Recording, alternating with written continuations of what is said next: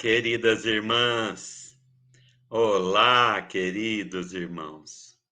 É muito comum nós iniciarmos os nossos episódios com um sorriso, com alegria reinante, mas hoje o sorriso parece que está diferente.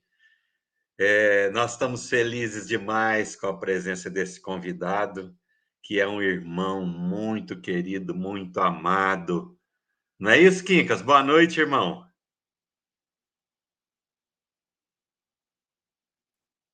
Boa noite. É meu ídolo, tá? O Rafael Siqueira, meu ídolo. A gente mistura aí a mineirice com a carioquice e dá tudo certo, né? Olha que coisa boa, que momento bom vai ser essa nossa fala de hoje. Rafael, um abraço para você, meu irmão. Muita paz e muita alegria no seu coração. Boa noite, Wellington Melo. Boa noite, Quincas Veloso, meu ídolo. Olha, eu quero dizer para vocês dois que eu sou fã de vocês. Que eu espero um dia encontrar outra dupla que seja tão fantástica quanto vocês dois. Como eu tenho certeza que eu não vou encontrar, então todas as vezes que eu os encontro, eu quero deixar para vocês um beijo no coração, que Jesus possa abençoar, propiciar que vocês continuem esse trabalho no bem e que os benfeitores espirituais estejam conosco nessa noite. Quero dar também minhas saudações a todos os amigos que estão aqui no nosso chat, já mandando seu boa noite, já mandando o seu abraço. É sempre muito bom estar com vocês. Ah, meu irmão, que alegria. O Rafael, essa família aqui do chat é abençoada. Eu vou citar quem já está conosco e eu vou te pedir, irmão, uma poesia em homenagem a cada um deles. Pode ser? Assim que eu terminar a citação? Opa, vamos lá. Oh, que beleza. Elizabeth Silva, boa noite. Muito bem-vinda, irmã. Jorge Dutra, nós já fomos informados que aí no Rio está caindo um toró, né, Jorge? Olga Batista, Isabel Rubatino, Poliana, Maurício Mancini. Boa noite, meu irmão tão querido. Carmen Lúcia, Renata Rodrigues, Helena Regina, boa noite, minha irmã. Maria da Conceição, boa noite. Sejam todos. A Ana Lúcia acaba de chegar. A Jane Lopes também já está por aí. Sejam todos bem-vindos e bem-vindas a mais um episódio do Fala Boa. Vamos lá, Rafael. Olha, a tempestade também está fazendo uma poesia na forma de trovões, na forma de relâmpagos, e eu desejo a cada um de vocês uma poesia: sede perfeitos. Sede perfeitos, disse o Senhor da vida, ensinando que a nossa luz deve brilhar, para as trevas da ignorância dissipar, tornando a existência mais leve e florida.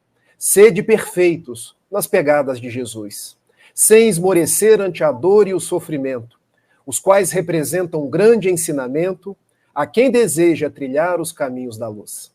Sede perfeitos, rumo ao amor incondicional, aquele que liberta das sutilezas do mal e não estabelece privilégios para ninguém. Sede perfeitos como quem luta diariamente contra o orgulho e o egoísmo ainda renitente, na busca de ser um legítimo homem de bem. É meu ídolo mesmo. Não tem jeito. Entendi a razão, Quincas. Essa poesia é dedicada a todos vocês que estão conosco aqui no chat, agora ou depois, mas dedicada a vocês por tanto carinho, por tanto apreço que nós recebemos de cada coração. Quincas! Nós temos hoje uma mensagem, ela é do livro Canais da Vida, Emmanuel, pela psicografia de Francisco Cândido Xavier. É o capítulo de número 12, intitulado Ante os Mortos. E nós justificamos essa leitura porque estamos aproximando do Dia de Finados, que vai ser na quinta-feira, E é um dia que muitos espíritas, às vezes, se sentem confusos.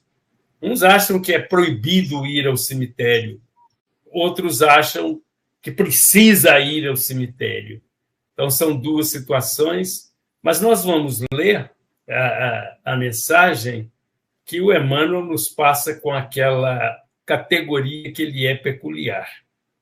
É verdade que te martirizas à frente da morte na terra, mormente quando a morte surge a ceifar os entes caros. Aflitiva é a contemplação dos que partem do mundo em nossos braços, quando nos achamos no mundo, muita vez a nos endereçarem angustioso olhar, como a pedir-nos mais vida no corpo físico, sem que nos possamos arredar da impossibilidade de fazê-lo. Profundamente constrangedora é a mágoa de sentir-lhes as mãos desfalecentes em nossas mãos ansiosas na despedida.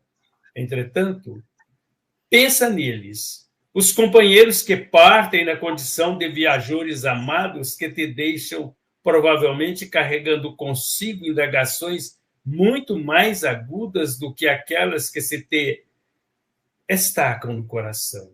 Reflete nisso e não lhes agrave a dor.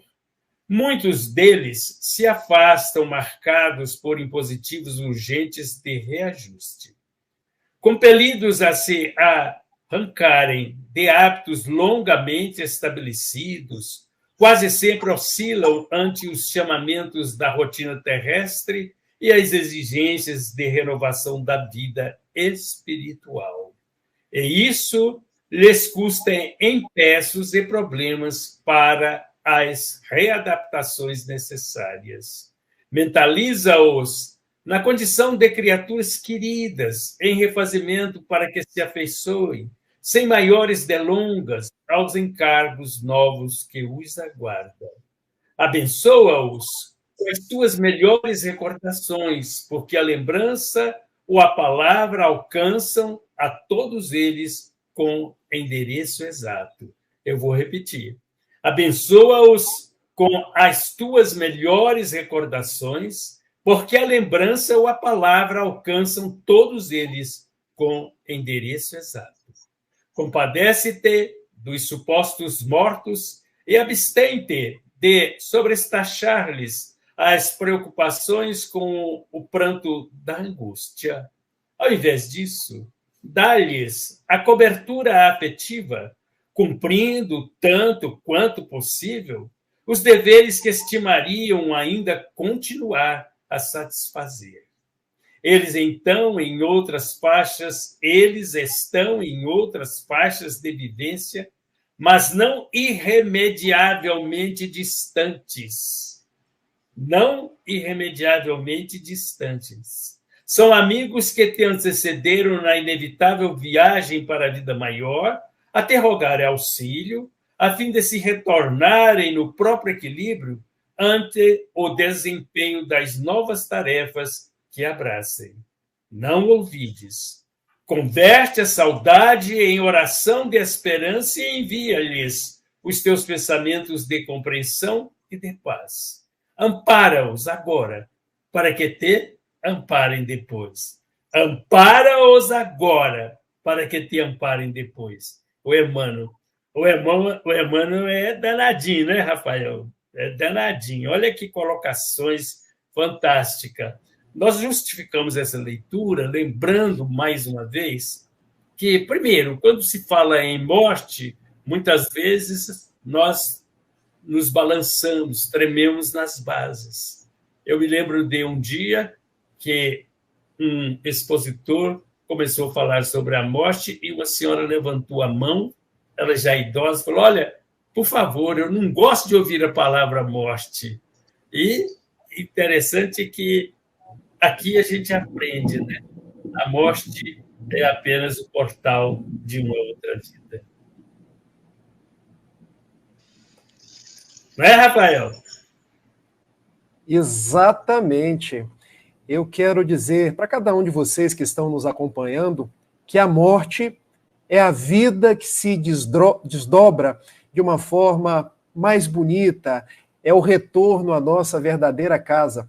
Uma vez conversando com o professor Otacílio Nascimento, lá do interior de São Paulo, da cidade de São Carlos, e ele falando muito belamente sobre a desencarnação, ele disse: desencarnar é tal qual atravessar da margem do rio para outra margem do rio.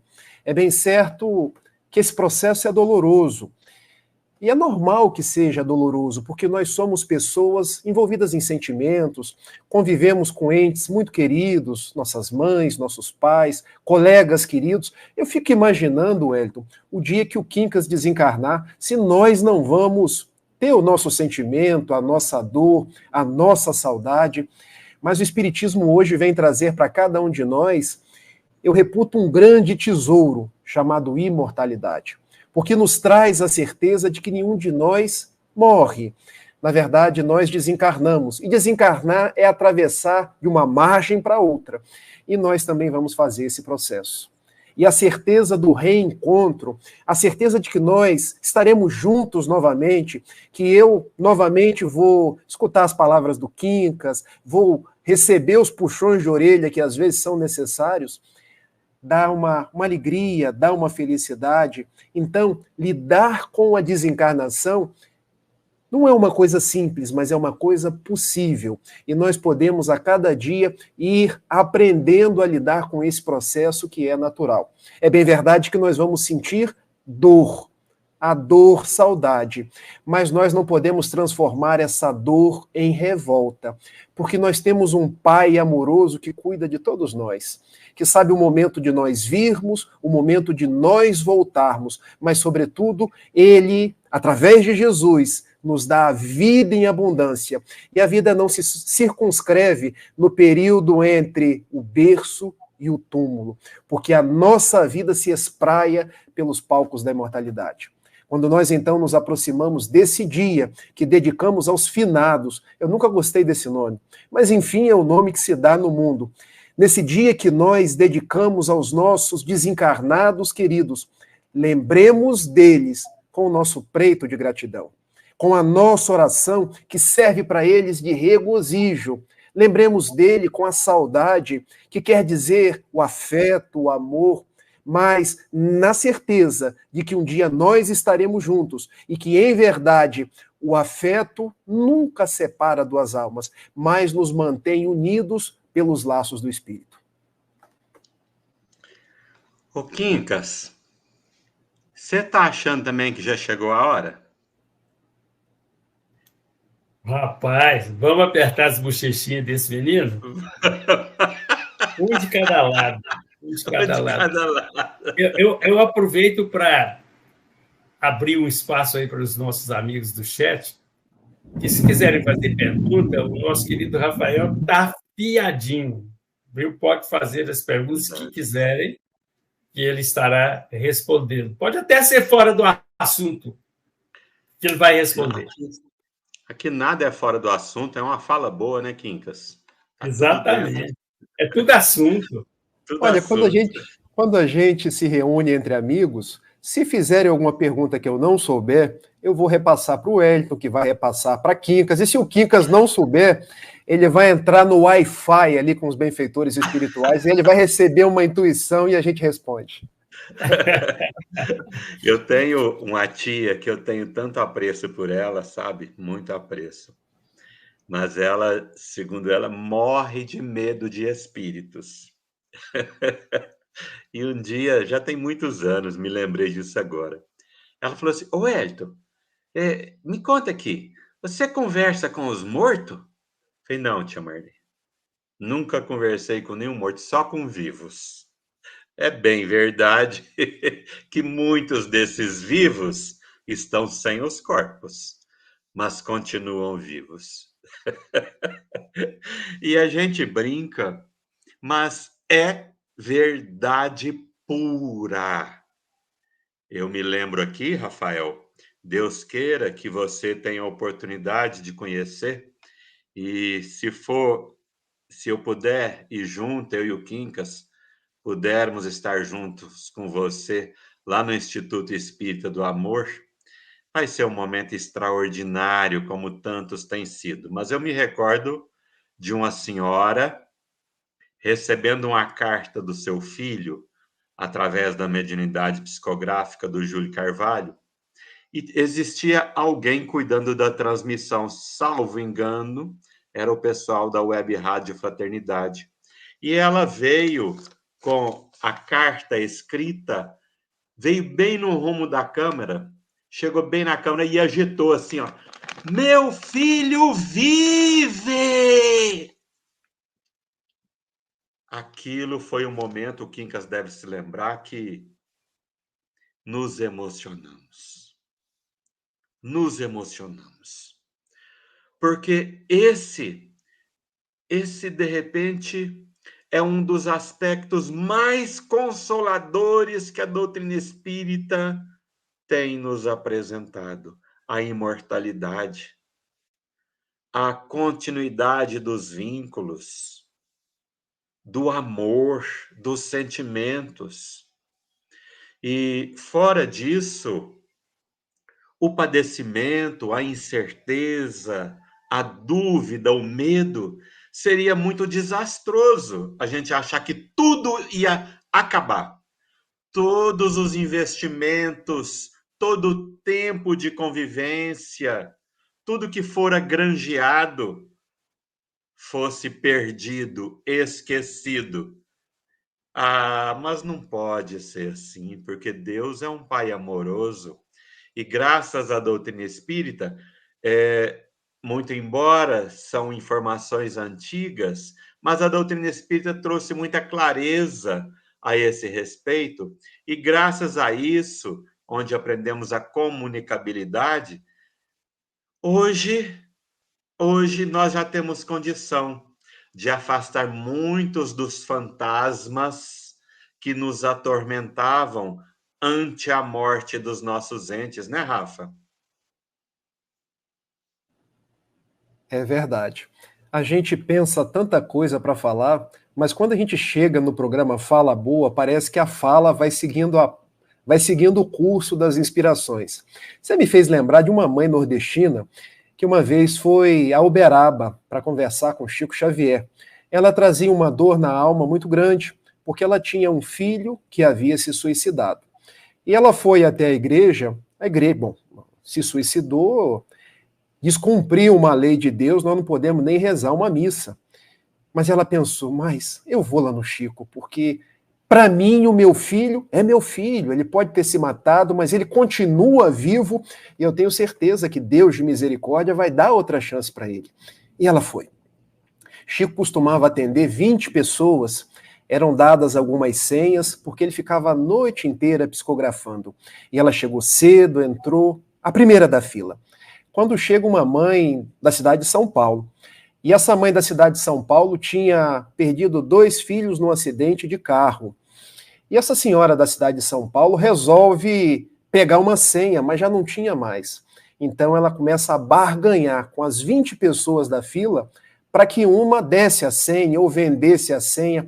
As 19 para trás, ninguém barganhou. Quando chegou naquela mãe nordestina, ela pensou, puxa vida, o meu filho se matou. Essa mulher tem 2 filhos que morreram num acidente de carro. Eu vou dar minha senha para ela. E a mãe de São Paulo? Não, você não vai dar a sua senha. Eu vou comprar a sua senha, porque a sua vida está garantida daqui para frente. E a fibra daquela mulher nordestina, não. O amor a gente não vende. O amor é algo que brota do coração. Ela pegou e deu. Ela deu a senha, Wellington. Essa história foi contada por Maíse Braga, uma grande oradora, também das terras do Nordeste, quando o Chico foi homenageado lá no Congresso Nacional. E a mãe foi para a pousada, tem muitas em Uberaba, né? E, bom, ela tinha mais necessidade do que eu. Quando o Chico acabou as psicografias, ele pediu a uma daquelas pessoas que o auxiliava para ir na pousada tal, chamar a mulher de nome tal. E o emissário do Chico foi. E batendo lá, a mulher, não, deve ter algum equívoco, porque eu dei a minha senha. Chico Xavier está te chamando. E ela foi. Quando chega ali no grupo espírita da prece, a primeira carta que Chico lê era do filho dela. Mamãe, Nossa. eu estou vivo, mamãe. Eu não Nossa. viria aqui hoje. Eu nem teria condição de me comunicar. Mas o Espírito Emmanuel foi buscar-me na zona de dificuldade onde eu me encontrava e me trouxe. Ele está escrevendo, registrando o meu pensamento. Eu quero dizer-te, mamãe, que o que eu fiz não está certo, mas eu estou vivo. Eu quero que a senhora saiba disso. Eu quero que a senhora saiba que eu te amo e vou continuar te amando.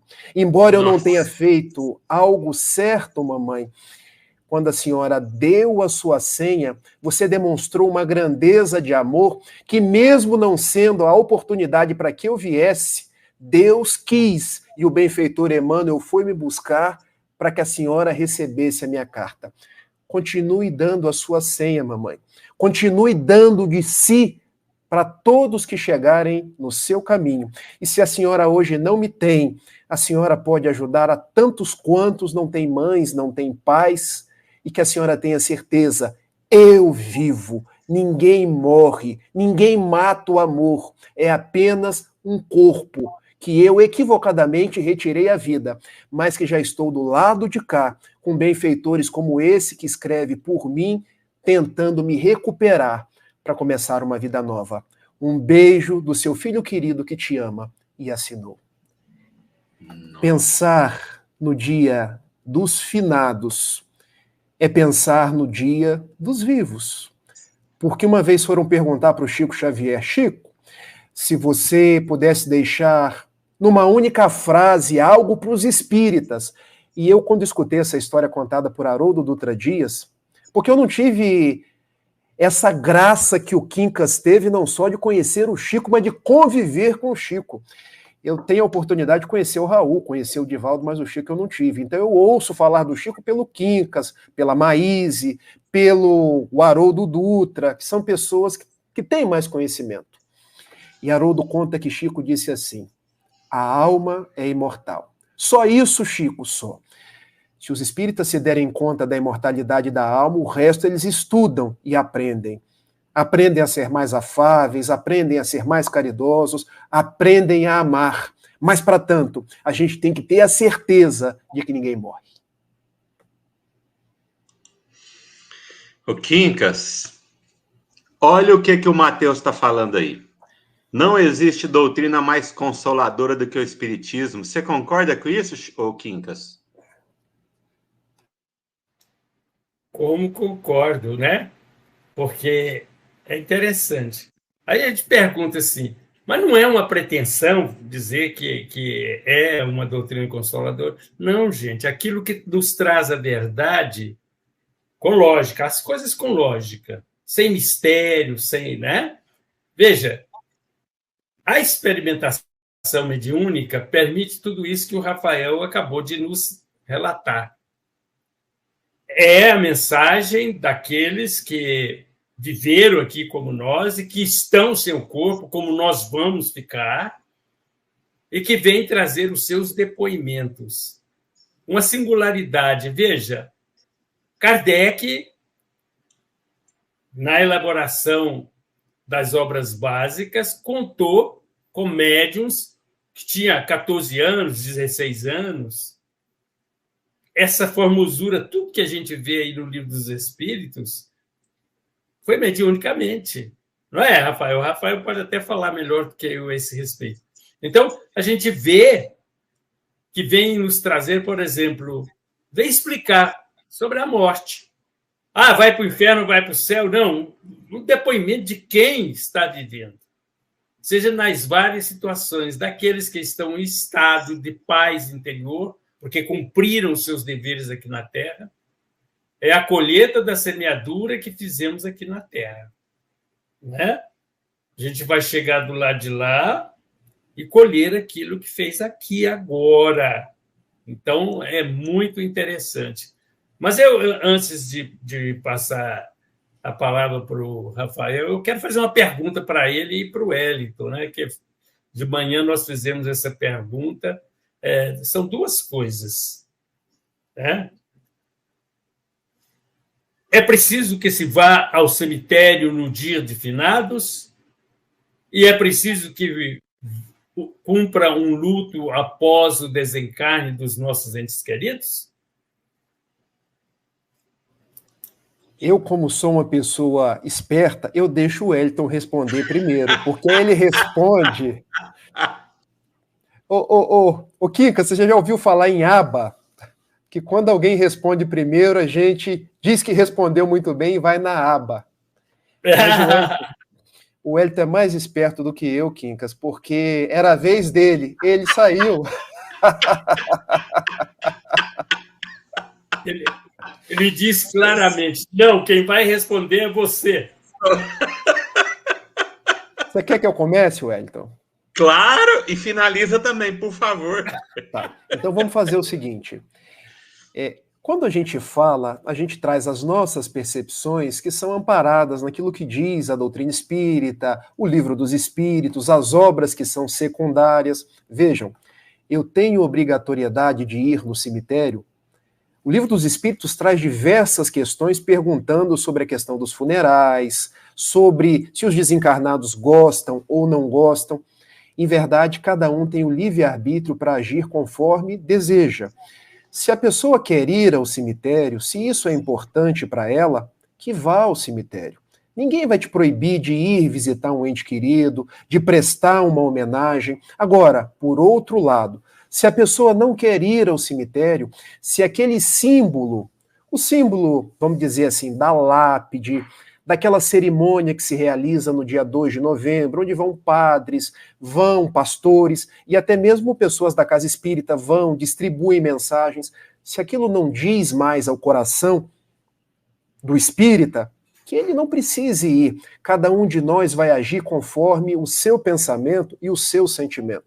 O que os bons espíritos dizem pra gente é que os espíritos não estão necessariamente num lugar.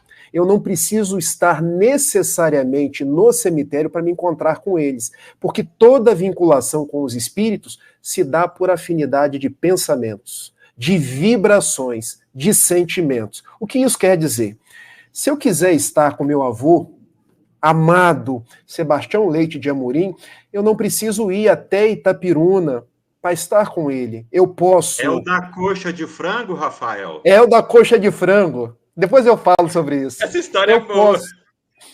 Eu posso aqui de Niterói, e não preciso nem esperar o dia 2 de novembro. Eu posso aqui de Niterói vibrar por ele. Demonstrar a minha gratidão, pedir aos bons espíritos que o abençoem, porque a gente vai criando determinadas situações que ficam como se fossem padrões. Existe o padrão de eu ir no cemitério. Existe o padrão de eu orar pelos mortos no dia 2. Mas não existe esse padrão. Primeiro que eu posso lembrar dos meus desencarnados queridos todos os dias, não apenas no dia 2. E eu também não preciso de um lugar referenciado para traduzir a minha emotividade, a minha gratidão para com eles. Porque eu posso aqui agora... O Quincas, por exemplo, eu sei que tem um pai que é uma pessoa fantástica. Seu Joaquim, não é isso, Quincas? Seu Joaquim. Seu Joaquim. Eu não preciso reverenciar o seu Joaquim no dia 2, no cemitério onde ele foi enterrado. Eu posso reverenciar aqui agora, pelo filho maravilhoso que ele formou, pela pessoa fantástica que o Quincas é, pela família que ele formou. Então, agir enquanto espírito imortal é saber que a nossa ligação se dá por aqui, pelas nossas vibrações, pelos nossos sentimentos. Agora, quem quiser ir, fique à vontade. Porque se você for e o seu desencarnado gostar de você, ele vai também. Vocês vão se encontrar lá. Como podem se encontrar em casa, ou num jardim, ou em qualquer outro lugar. Com relação ao luto. O luto é um processo que hoje, como estudante de psicologia, graças a Deus eu me formo ano que vem. O luto é um processo psicológico, é uma mudança de fase. Como é isso, uma mudança de fase? Eu venho convivendo com uma pessoa. Se essa pessoa sai da minha convivência orgânica, passar por esse luto é fazer uma transição de que eu não vou dormir mais com aquela pessoa. Eu não vou ter mais aquela pessoa para apertar a mão de manhã. Eu não vou mais fazer aquelas tarefas do cotidiano. Então, o luto é esse processo de eu compreender o estágio no qual eu me encontro e passar para o outro. Então, passar por um processo psicológico de luto não tem problema. O problema é quando a gente persiste no luto e transforma essa ocorrência natural numa ocorrência patológica. Porque tem pessoas que estão há 6 meses de luto, há 1 ano de luto, transformam a vida 10, 20 anos de luto, quando nós estamos no mundo para ressignificar os nossos propósitos, viver experiências novas e permitir que os nossos desencarnados também tenham um curso da sua vida onde quer que se encontrem. Então vejam, o luto é um processo natural, é um estágio psicológico, dizendo bem simples, de mudança de fase de vida. Eu só não posso torná-lo doentio, porque tem pessoas que querem eternizar um momento que já passou. Aí começam a guardar as roupas, fecham a porta do quarto, começam a guardar tanta dor, porque não conseguem trabalhar aquele sentimento dentro de si. Busquemos ajuda quando esse luto se tornar assim, afligente para cada um de nós. Busquemos um auxílio da casa espírita, uma conversa fraterna, até a conversa de um profissional para que a gente aprenda a ressignificar. E eu penso que a doutrina espírita, nessas horas, ela é muito importante, porque trazer a marca, a prova da imortalidade, é trazer para cada um de nós que eu estou daqui, o meu desencarnado está de lá, ambos estamos vivos. Espetáculo. Eu ia pedir para o Rafa contar a história do vovô, e ele ainda vai contar. Mas antes, tem uma pergunta do nosso querido Wellington Cavalcante aqui, ó, para vocês dois. Tá vendo que eu me furtei a resposta, né? Mas o Rafael já deu uma resposta tão bacana. Wellington Cavalcante, irmão, obrigado mais uma vez. Você está sempre por aqui nos ajudando, viu? Nos incentivando. Deus lhe pague por tanto carinho. Como despertar, transformando em sentimento a informação da imortalidade, meus amigos, para não sofrermos tanto? Achei essa pergunta dele tão bacana, porque uma coisa é a gente saber, outra coisa é a gente fazer. E ele está nos perguntando como que a gente faz isso. Vai lá, Quincas Veloso. Não, Wellington, quem vai falar isso aí já está afiadinho. O nosso convidado é o Rafael. Perfeito. Não vou perder essa oportunidade de aprender, não. Você está certo, como sempre. Então vamos fazer assim, eu começo, depois vocês me corrigem. Olha, primeiro, Wellington, eu quero me solidarizar com você, porque não é uma coisa simples. É muito fácil a gente falar sobre a dificuldade da outra pessoa com ar professoral, com ar de quem sabe fazer. No campo do sentimento, todos nós somos aprendizes, porque todos nós, vamos colocar entre aspas, perdemos pessoas, porque perder a gente não perde ninguém. Mas todos nós perpassamos a dificuldade da desencarnação de uma pessoa que faleceu, a dificuldade dos reveses na vida. Só que nós criamos determinados padrões mentais que se traduzem em padrões comportamentais que vão beirando a muitas vidas nossas. É como se o nosso comportamento hoje fosse fruto daquilo que nós fizemos de nós mesmos durante muitos anos, e não apenas da vida atual, mas de vidas pretéritas. E até aqui, a psicologia pode me ajudar a responder. Existe uma abordagem da psicologia chamada terapia cognitivo-comportamental, que ela trabalha com os nossos pensamentos, com as nossas cognições. Qual é o arcabouço da terapia cognitivo-comportamental? A minha cognição ou os meus pensamentos moldam as minhas emoções. E as minhas emoções traduzem-se nos meus comportamentos. Por que eu tenho tanta dificuldade com a imortalidade? Por que eu tenho tanta dificuldade com a desencarnação? Por que não é um processo natural, já que eu já morri antes, já desencarnei, já perdi pessoas? Porque imaginem, nós somos criaturas que ao longo dos séculos nos fixamos tanto à matéria, tanto às coisas do mundo, que a gente vai criando determinados padrões mentais, que a gente precisa ir substituindo esses padrões aos poucos, com o treino. Há uma página do benfeitor Emmanuel, no livro Pão Nosso, a lição de número 101, quando ele diz assim: Ante os nossos anseios de luz, nós carregamos milênios de trevas. Eu quero trazer em outras palavras. Ante os nossos anseios de imortalidade, nós carregamos milênios de materialismo. Então não vai ser de uma hora para outra que a gente vai ver o processo de desencarnação como sendo algo normal. Mas a gente pode começar de agora a mudar o input. Sabe o computador? O computador, ele traduz os dados que eu jogo nele. Para que ele possa processar informações diferentes, eu preciso colocar inputs, informações diferentes, para que o processamento seja diverso. Há uma frase do Simão Pedro, que ele já deve ter falado muitas vezes com você, Wellington, e com você, Quincas. Para que eu chegue a resultados diferentes, eu preciso adotar posturas diferentes. Porque se eu continuar agindo da mesma forma, eu vou chegar sempre no mesmo lugar.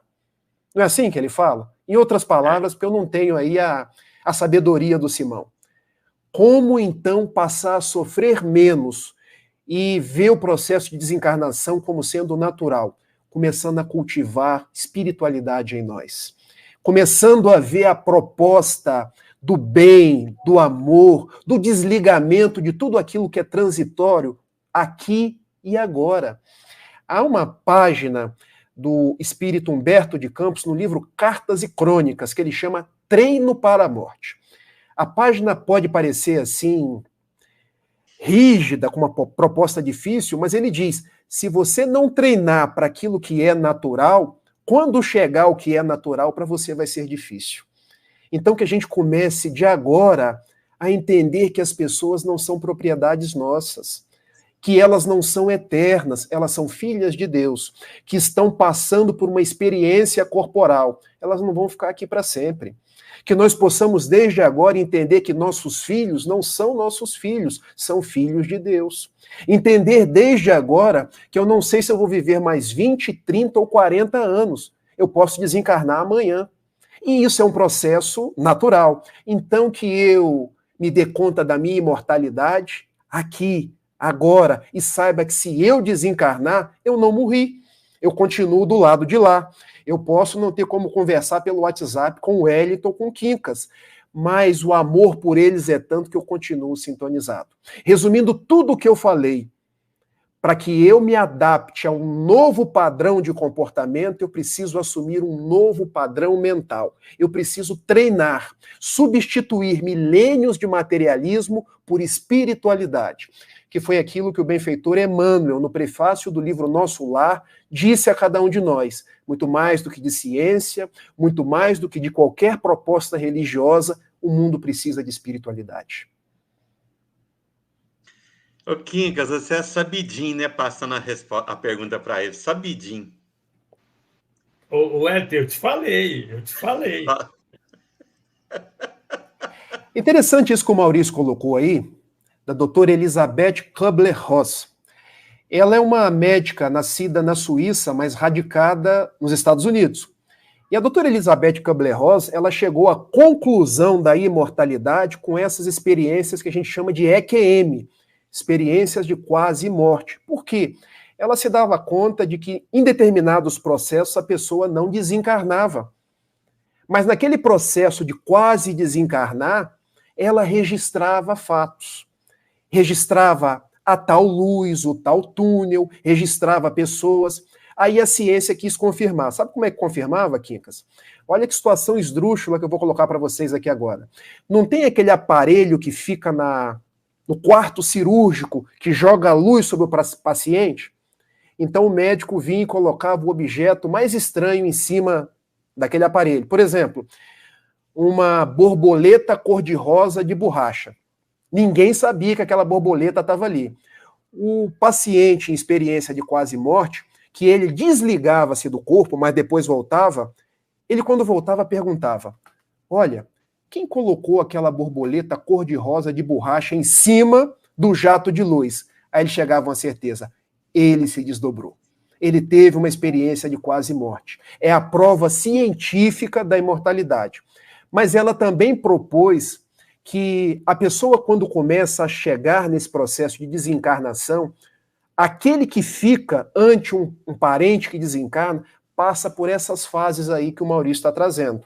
A fase da negação. Porque se alguém próximo de mim desencarna, primeiro eu nego. Não, não morreu. A pessoa passa a lidar como se não houvesse a morte. O segundo passo, o passo da raiva. Por que que Deus fez isso comigo? Começa a brigar com tudo, começa a chorar. O terceiro passo, o passo da barganha. Quando a gente diz a Deus, por que que você não me levou? Levou minha filha? Mas minha filha tem 5 anos. Por que que não me levou? Como se a gente pudesse barganhar com Deus. Depois vem a depressão. A depressão é quando a gente se entrega ao marasmo. E, gente, observem, ficar triste de 2 a 3 semanas num processo de luto é natural. Quando passa disso, a gente tem que começar a observar, porque pode ser patológico, até chegarmos na fase da aceitação, que é o que propõe a doutrina espírita. Vamos aceitar porque é natural. Imagine agora nós juntando a proposta espírita com o trabalho científico de Madame Elisabeth Kubler-Ross. Olha a aliança de ciência e religião trazendo só coisas boas para a humanidade. Porque Elisabeth Kubler-Ross, ela tenta trabalhar para que a gente chegue mais rapidamente no processo de aceitação. E não é isso que propõe a doutrina espírita? Que a gente aceite porque a alma é imortal? Sem dúvida. O que é isso, hein, Wellington? Quincas, ó. Vou ficar caladinho para me aprender mais. Meu ídolo, né? Sensacional. Você tá bem de ídolo. Mas é interessante. Eu me lembrei aqui de um caso, eu o ouvi em 2001. Uma amiga disse assim para mim, eu preciso demais falar com você. Eu falei, pois não. Falou, eu quero te contar o caso da minha irmã. O que aconteceu? Falou, olha, ela tentou suicídio com Temix. É um veneno que eles usam no agro e que elimina mesmo. E quando eu procurei o médico disse assim, olha, minha filha, não tem como fazer nada. Esse veneno aí mata mesmo. Ela falou, não, mas eu quero porque aqui em Monte Carmelo qualquer coisa manda para Uberlândia, né? Eu quero que leve ela para Uberlândia, falando com o prefeito da época. E o prefeito, que era médico também, explicou para ela um punhado de coisa e tal, mas ela insistiu tanto, ela falou, vamos, mas vai chegar no meio da viagem, talvez nem no meio da viagem, vai retornar. E foi. E aí diz que ela teve muitas vezes aqueles ataques normais, né, que eles achavam que era o fim, e foi. Chegou lá, internou e tal, e também os médicos lá, os especialistas, não vai ter como fazer nada. Rafael, disse ela que chegou um momento, acabou. E eles jogaram um lençol branco em cima dela e ela conseguiu, no trajeto, a mexer e provar que estava ainda com vida. E aí vem as narrativas. Ela conta, e ela levou a irmã, e a irmã foi me contar os casos. Eu até achei interessante, Wellington, porque na hora que ela foi contar, ela falou assim, quando eles começaram a me dar como já falecida, apareceu um médico, ele era assim, moreno assim de suas cores, eu falei, não, então era preto mesmo. E meio gordo, todo de branco, e ele chegou, pôs a mão na minha cabeça, pôs a mão no meu peito, assim, e tal, tórax, e a vida voltou. Eu vi um túnel, é aquela mesma história, eu vi um túnel, eu vi assim, assim. Quando eu mexi, uma enfermeira viu, falou, não, ela ainda está viva. Isso já tinha 2 anos que a menina tinha passado por esse processo e continuava vivendo. Não sei se ela já desencarnou. Eu estou lembrando desse fato porque eu achei tão interessante a sua explanação. Olha, você viu, a Filomena está aí de novo conosco, hein, Wellington? Ela é um amor, está aí, ó. Filomena, um abração para a nossa querida amiga. Mas olha aí. Um beijo para você, Filomena. Você conhece a Filomena. Olha só, quem mais está aí? A Fernanda. Tá aí, a Fernanda Linhares. Fernanda, mas a gente tava com tanta saudade de você, minha irmã. Quanto tempo você não aparecia? E eu quero aproveitar esse momento também para falar aqui com a nossa querida, acho que é Marilze Galvão. Marilze, deixa eu te perguntar, conta aqui para nós se você é parente do Clélio Galvão, que também é de Brasília, e eu sei que o Clélio tem uma filha ou um filho, acho que é uma filha que desencarnou, salvo engano, num acidente de helicóptero, não lembro bem, de Brasília, e que recebeu uma mensagem linda através do Júlio Carvalho. Fala para nós, minha irmã, se você é parente do Clélio. Desculpa, Quincas. Não, eu queria dizer para você que o remate dessa última fala do Rafael, ele colocou a prática do bem em evidência.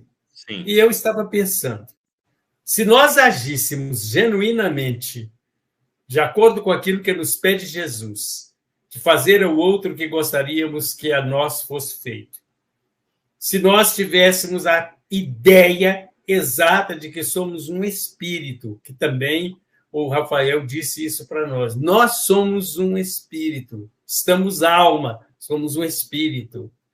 Vamos continuar como espírito depois que o nosso corpo findar.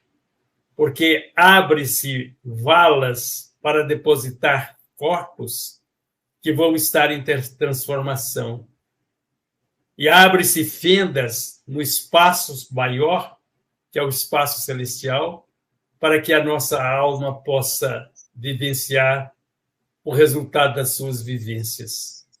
Isso é magnífico e nós vamos passar. Eu me lembro, não estou aqui querendo dizer que eu já estou bonzinho, não. Eu tenho 1001 defeitos. Mas eu me lembro de quando vieram dizer para mim que meu pai havia desencarnado. Para mim foi a coisa mais normal possível. Porque eu falei, olha que bom.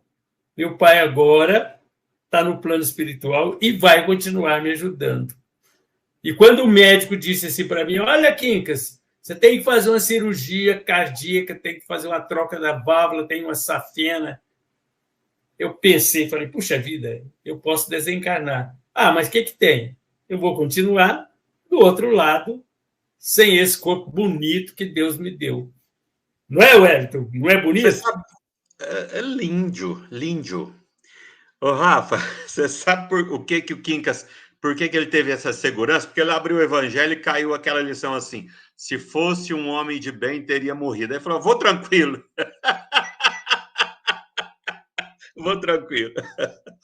Rafael, agora conta para nós a história do seu avô, porque essa história é real, é muito bem-humorada, é gostosa de se ouvir, mas ela atesta a imortalidade, a continuidade dos gostos, dos vínculos, da presença de quem partiu.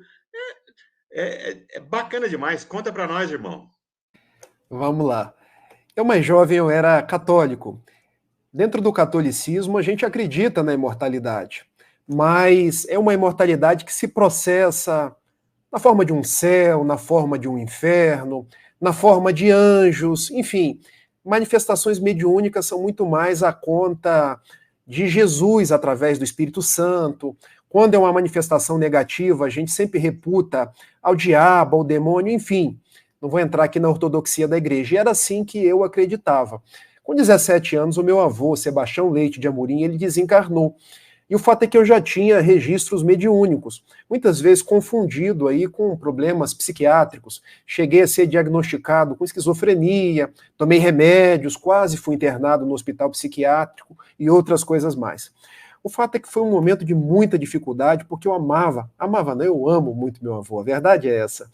Eu dormia com ele no final de semana, nós assistíamos juntos os jogos de futebol, enfim, foi um momento de muita tristeza, tanto que eu nem consegui ir até o cemitério.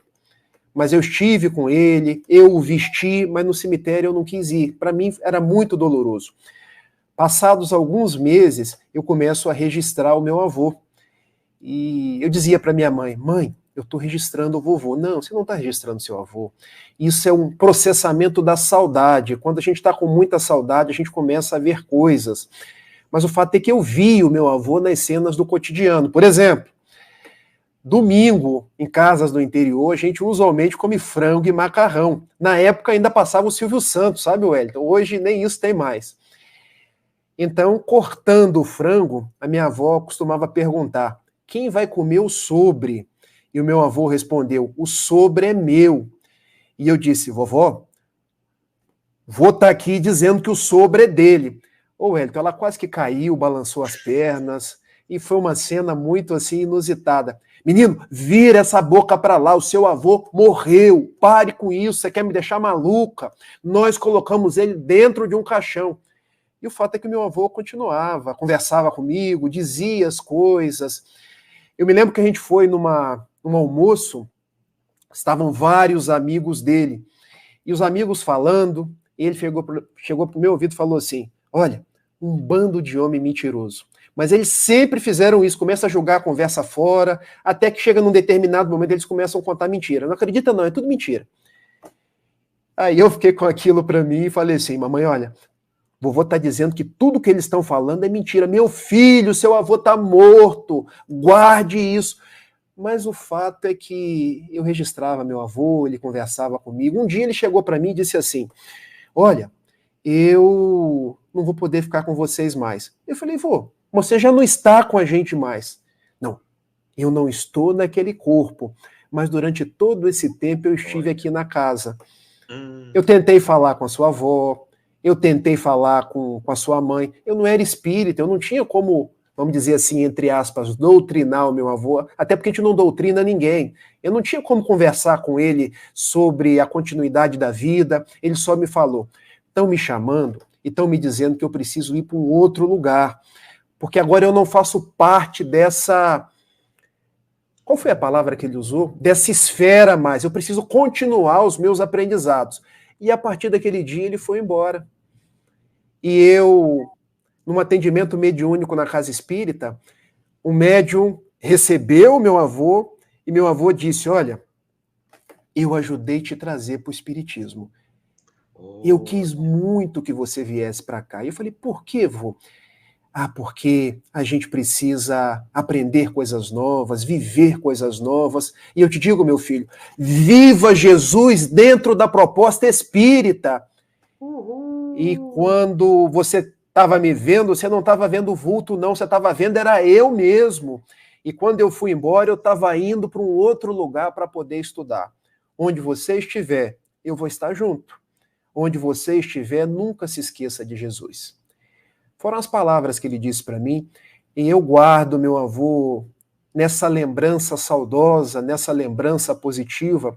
Esses fatos remontam aí a 1997, já tem bastante tempo, mas são muito vivos, porque eu não era espírita ainda, e a vida vem me trazendo o espiritismo, vem me trazendo provas da imortalidade, vem me trazendo provas de mediunidade, que hoje eu digo para esses corações amigos que estão aí nos assistindo, sigam em frente. Se a morte te visitar ao lar, pensem, é apenas um processo de desencarnação. Uma vez eu ouvi o Divaldo dizendo, o Divaldo hoje está com 96 anos, se alguém disser para você que você perdeu alguém, não acredite. Perder, a gente perde um celular. Perder, a gente perde um livro. A pessoa separou-se momentaneamente, mas ela continua viva. Ore por ela, vibre por ela e tenha certeza de que vocês estão juntos. Que beleza. O tempo voa quando a fala é boa. E como Oi? A Maria Helena Gomes, vê aí para nós. Sim, ela está dizendo o seguinte, Maria Helena, boa noite, viu, minha irmã querida? Muito difícil ver irmãos da família e amigos partindo, mas tendo a certeza que tudo está no controle de Deus, só nos cabe resignação.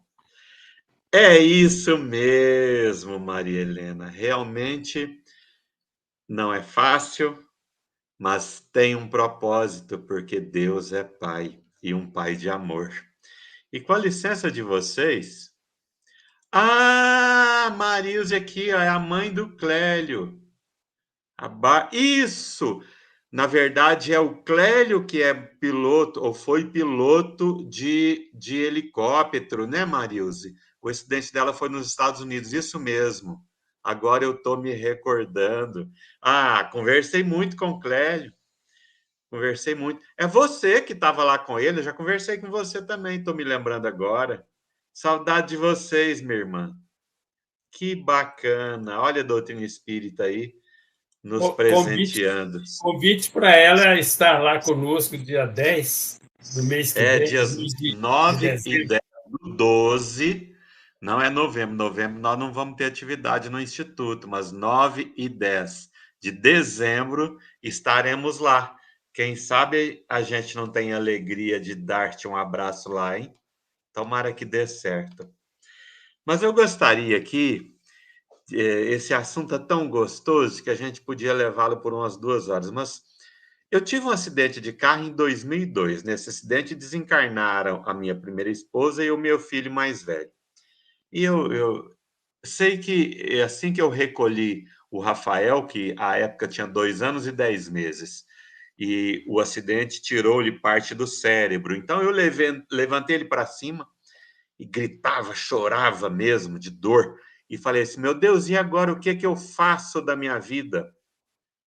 Uma voz respondeu assim: faça o que deve ser feito no momento. Faça o que deve ser feito no momento. E eu trago comigo essa frase: procuro fazer o que deve ser feito. Não é o que eu quero, não, é o que deve. E aí, isso foi em junho de 2002. E no primeiro Natal, 24 de dezembro de 2002, claro, foi uma tarde, foi num sábado, uma tarde muito triste, porque estava sem eles. Eu fui a um supermercado e comprei R$ 5. Não, não foi R$ 5. Comprei um saco de balinha, grande, grande, grande, grande. E à época havia um bairro em formação, tratava-se de uma invasão próximo à minha casa, em formação. Então tinham muitos barracos, não tinham ruas ainda, eram mais caminhos, e estava um dia chuvoso. Eu entrei no meu carro com essas balas e pensei comigo: quando eu encontrar o maior número de crianças, eu vou parar e vou distribuir essas balas. E foi desse jeito que eu fiz. De repente, começou a brotar menino do chão, das árvores, e menino, e menino, e menino, e muito menino e pouca bala. As balas acabaram. Eu avistei um menino, aqueles meninos espertinhos, que estava na bicicleta, e falei para ele assim: você mora aqui no bairro? Moro. E já tem supermercado aqui, ou um armazém? Tem. Tá aberto? Tá. Você pode ir lá buscar mais balas? Foi aí que eu dei R$ 5. Em 2002, R$ 5 dava mais bala do que dá hoje. E aí, quando ele tomou a distância, os outros meninos falaram assim: ih, nunca mais você vai ver seu dinheiro. Ficou sem. Falei, não, ele vai voltar e vai trazer as balas.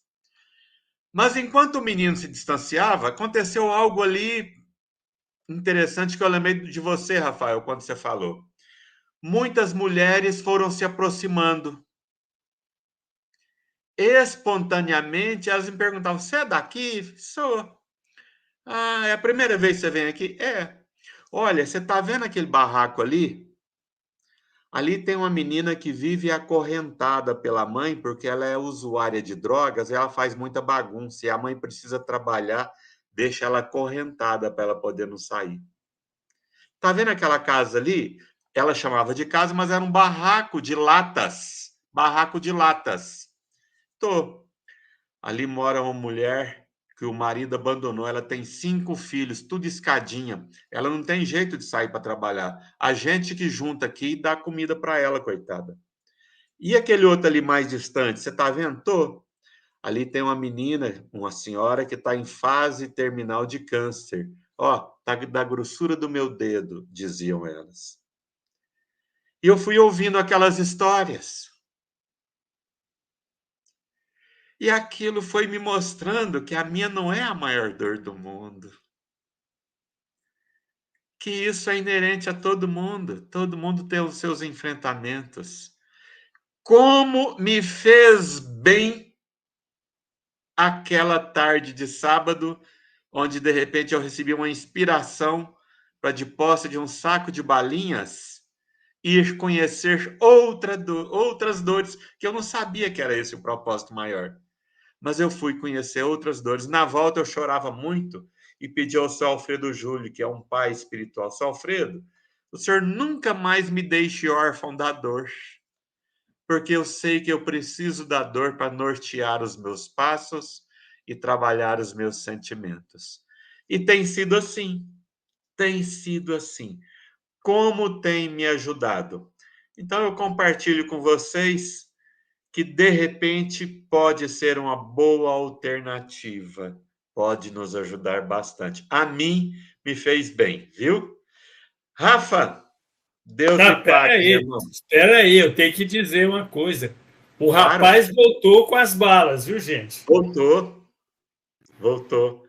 E nós distribuímos as demais balinhas, distribuiu mesmo. Voltou, bem lembrado, Quincas.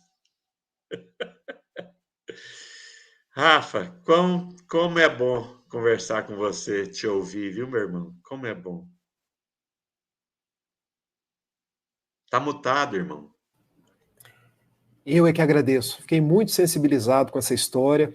Eu acho que eu já tinha ouvido você falar, mas sempre que eu ouço, a emotividade é diferente.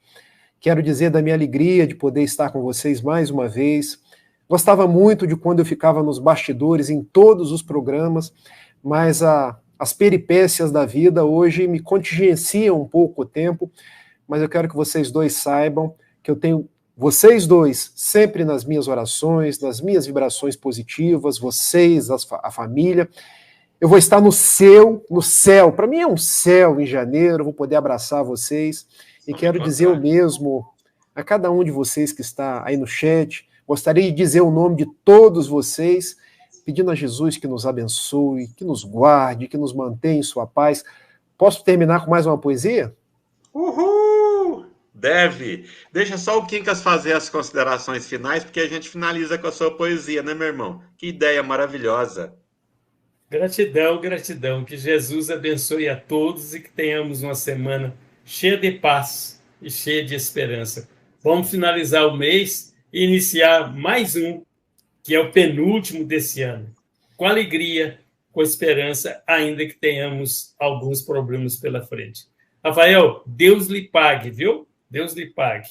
Muita paz para você. Eu que agradeço. No ano de 2014, primeiro desencarnou a avó da Gabriele e depois desencarnou o avô dela, com intervalo assim de 2 para 3 meses. Eram pessoas muito próximas e toda a família se comoveu muito. Então eu resolvi escrever um soneto falando do amor dos dois.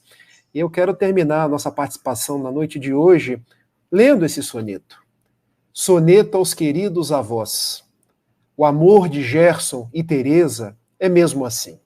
Único, paciente e repleto de muito carinho, que mesmo em face de algum espinho, jamais fraquejou nos propósitos até o fim. O amor de Gerson e Teresa não tem igual. 4 filhos dignificaram a escola do lar, com netos e bisnetos para a família aumentar, em tudo demonstrando a grandeza desse casal. O amor dos dois não se encerra com a morte, porém se torna exuberante e ainda mais forte, como todas as bênçãos e promessas de Jesus. Recebo, ó Deus, meus avós queridos do coração, dando a eles força, amparo e muita proteção, para seguirem nos caminhos que ao bem conduz. Quando eu comecei a ler o soneto, a dona Teresa se aproximou e registrou: diz para eles que eu estou viva. E ela era católica. Diz para eles que eu estou orando a Nossa Senhora, a Virgem Santíssima, por esses dias tumultuados da terra, para que nós prossigamos nos trabalhos de Jesus. sejamos espíritas, católicos, sejamos de qualquer região do mundo, o mundo está nas mãos de Jesus. São as palavras de Dona Teresa. Um beijo, Dona Teresa. Um beijo a todos vocês. Muita paz.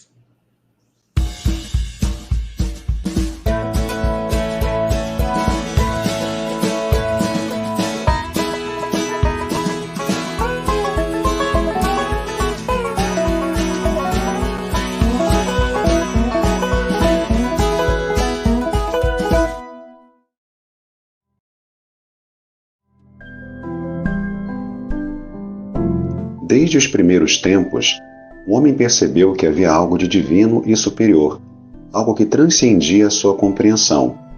Observando os fenômenos da natureza, o trovão e a tempestade, a luz e as trevas, com um sentimento de perplexidade e reverência, nasce o culto às forças da natureza e, mais adiante, as primeiras religiões politeístas. Abraão, saindo de Ur, na Caldeia, vai para a terra de Canaã, e lança as bases do monoteísmo. Moisés apresenta-nos os primeiros rudimentos da lei divina. Jesus, o enviado celeste, canta-nos o paizinho de amor e misericórdia. Passados 2 milênios, a humanidade encontra na razão uma conquista e um instrumento de evolução. Mas o homem ainda se faz perplexo frente às estrelas, e nos momentos de dor e luto, ou na alegria do nascimento do rebento frágil e pequeno em seus braços, deixa seu pensamento se embriagar até a inteligência suprema, a causa das causas. Há como aliar razão e fé para entender e reverenciar Deus? E o Espiritismo, o que tem a dizer?